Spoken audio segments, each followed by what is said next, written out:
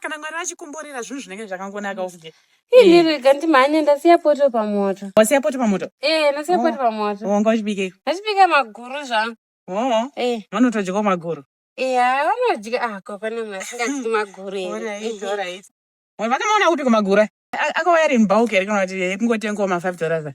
Kana vanotenga kukwala uku vanototenga in bulk. Nyama dzavo dzese vanongotenga in bulk. Aiwa zviro iwe chimhanya ako ungaona imba yabvira. Kana uri pabasa iwe koningirikeni ndakaona kuti mune gadheni kare singaita. Gadheni tinaro. Chinditemerawo kamaningirikeni chinditemerawo mavheji. Kune muriwo wakaita sei mugadheni? Kune tsunga.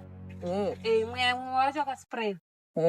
Alright, aiwa ingondigira tsunga yacho ndine kabhifi kangu kandiri kuda kubika zvakaipa. Alright. Ndongozanganisa.